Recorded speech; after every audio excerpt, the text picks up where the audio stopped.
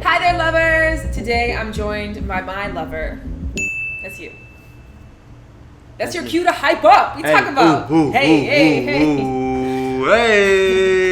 This is kind of a part 3 video on open relationships, which Jared's not really thrilled to talk about this topic, but I do. I think it's a really good opportunity for anybody who's considering them or who's confused about them to bring some clarity to it. We have been in this style of relationship for coming up on 2 years now, and it's worked well for us. We live together. If you are unclear on what an open relationship is or how ours functions, we have 2 videos you can go and watch so you're not asking on the basic questions. So we're trying to roll things along by moving it forward, and today we're talking about jealousy in an open relationship. With the help of people from our live, we wrote out questions for each other. We're going to mix up and answer them. And if there's any questions that we missed, be sure to hit them in the comment section below. And of course, answer them yourself as you go along. All right, me first? Yeah, you first. Okay. It's me asking. Ooh! Wait, what? All right. No, it's you asking yourself. No, it's me asking you. Oh, okay. All right. Do you see yourself in an open marriage? I do. I'll tell you why.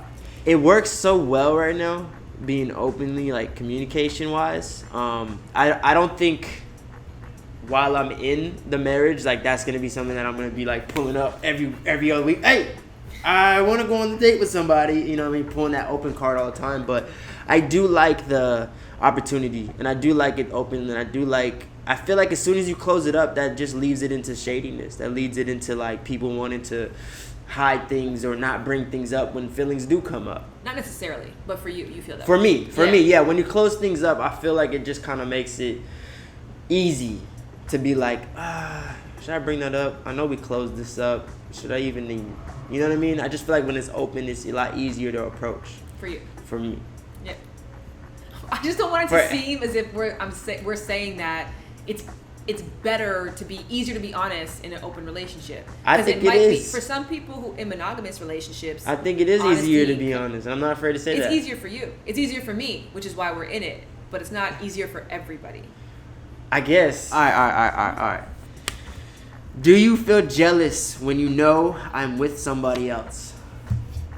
Do I feel jealous when I know you're with somebody else? Why you move it like that? Just in case. Okay. We should move it back and forth every time. You're gonna hear the. Okay, how about just repeat the question? Look, this is what we gotta go through, okay? This is the fine tuning shit. You gotta nitpick on me for production. Do I feel jealous when I know you're with somebody? Abso-fucking-lutely. I think that jealousy is a natural human emotion, just like greed, just like gluttony is. I feel jealous, to be honest with you, when one of my good friends gets a brand deal that I didn't get. I feel jealous when someone that I don't know gets an opportunity that I secretly wanted. But I have to manage that feeling in everything that I do. I'm jealous when my mom says my sister's incredible and doesn't say my name afterwards. Jealousy is a part of my life. It's a natural, again, human instinct. I don't try and deny it, but I control it. And I control it in my work. I control it in my friendships. I control it in my family. And so, yes, I have to also control it in my relationship. Do you feel jealous when I'm on a date with someone else? Yeah, I feel jealous, but at the same time, like you were saying, it doesn't take over my entire brain power. It doesn't give me an anxiety. It literally, all it is just, I get, like you said, I get jealous when my homies go out and they didn't invite me. You know what I mean? I don't look at it any different than that. It is a natural feeling because we want to be owners of everything that we have, but it doesn't control my emotion. It doesn't make me make any rash decisions. It's just a feeling, and I go, oh yeah, that's cool. Are you afraid I will ask for a threesome? I'm not afraid if you ask that. Mm-hmm. If that's so, no. I'm not afraid either. No. That's not it's not an experience I've had before. And so I would definitely want to prepare for it, and I'd be excited to prepare for it and excited to talk about it. I think excitement over fear. You know what? I would honestly be like, I would not want the third person to feel like the third person. How would you avoid comparing yourself to the other partners in my life? You don't have to, you know that it's on the sides. Like, I need you to not worry about this audio anymore. Just answer the questions.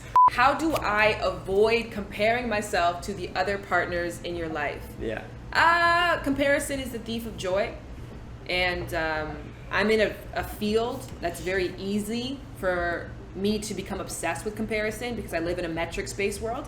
And so I have a lot of practice not comparing myself or not allowing the disease of comparing myself to run my life, make me sad, or make me feel like less. So I don't feel like that would be a massive challenge in my situation. And I feel like I trust the communication that we have on such a very elevated level that I know any feeling that you had would be a conversation before I had to stress about it, independently. Yeah. I don't feel like I'm in this alone.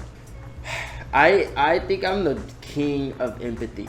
So if somebody, I don't ever judge anybody by their past. And like I take it into an account, but if I don't really get worried to how many partners or who was in the past, like it doesn't really concern with the now, like you're saying. Well, it doesn't really concern with the now, and it does still joy because it's taking up space in your brain and time in your brain to have time with you or with myself. So I don't know. It's weird. I think as a kid I stopped entertaining stuff that I knew that I couldn't control, like the past. And I feel like whenever there has been an obvious difference in the someone that I'm considering or seeing in some regard in yourself, you always call it out.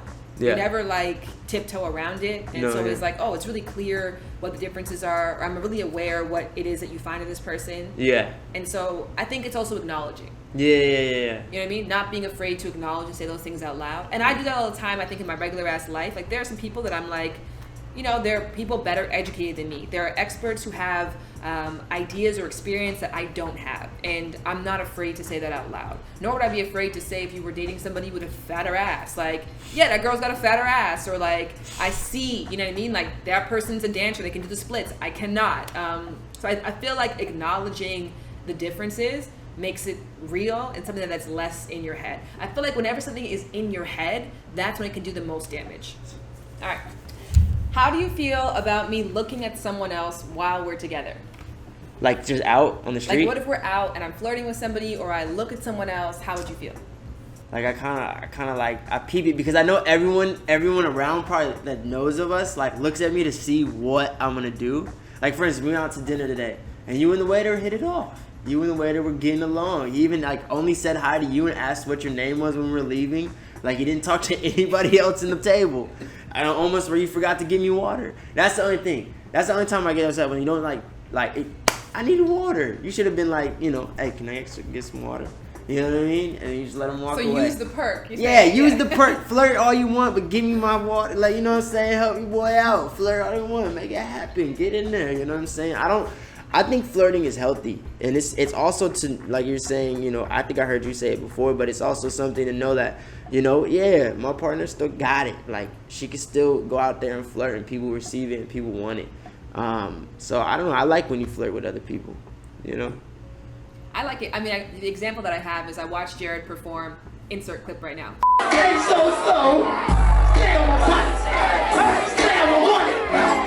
And there was this girl. I was doing your live for you. Yeah. So I was recording the whole thing. Yo, this girl stood directly in front of me. Like, really? She shimmied in front of me and was standing there. And then Amber's Closet nudged me like, this girl moving up. And then her friend came. It was like a groupie squad. And then the girl like went out and started like twerking on Jared. She went up on this. My friends all turned to me like, what are you gonna do? And I'm like, I'm so happy. I want to see you adored, and I want to see you in the way that I see you. I don't know. I don't think I would appreciate. I will say this. I would appreciate more if you were like, hey, that girl, if we could share it. Yeah. I don't mean like in that situation, but like if we're out and you're like, oh, the waitress is very good looking, or that person's very attractive, like if you turn and shared it to me, I would like that. And because I acknowledge your right to recognize that other people are enticing. And I think that we can like acknowledge that together as a team. But nonetheless, if you don't want to do that, still your right. That's funny that you said that. This question is, what is too far? Too far for me, I'm very clear on. Too far for me is deception. Too far for me is omittance, like willful omittance. What does that mean? It means that you did something and you didn't mention that. So you may say, oh, I went on a date with somebody and you forgot to bring up the fact that you guys made out for 5 hours in a public setting or whatever, you know what I mean? I think that Dishonesty is too far for sure. Putting my health at risk, obviously, is too far. Putting my health at risk in any capacity, putting your own health at risk, which I don't, again, it's like, there's a thing I always talk about with open relationships. It's like, that's just one layer in terms of compatibility. You know, to say that both people want to be open is the first step, but the second step is realizing, okay, well, what do you want to do with this openness, and how would you behave as a, you know, as a single person? How do you behave as a single person? Yeah. And as a single person, you've always been really, really precautious and good about your sexual health. Yeah. And I know that from you from dating you. Yeah. And I also know that from you from experience talking to you, and even to this day, Yeah. you're really good about your health. So I don't feel like even saying that's necessary. No, yeah, and I think that's like part of the trust that we build in an open relationship, is just trusting that if it were to go that far, that it would be definitely not only my health but your health, like you were saying. I think that's the thing. I think too far for me is doing something close to home, and now when I say that, I mean like a friend. Yeah. Do you get jealous? No. I know it's probably my All right. chickish crush. Yeah, it is. Do you get mad or jealous when I follow or like other girls on Instagram? Well, dudes. Yeah.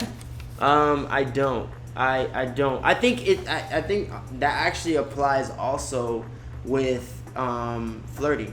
You know what I mean? And I know for me too. Like when I follow a woman on Instagram, I might think you're fire, and I might think she's gorgeous, and I might think she has a nice body or whatever it might be that I follow. Is she gorgeous? Yeah.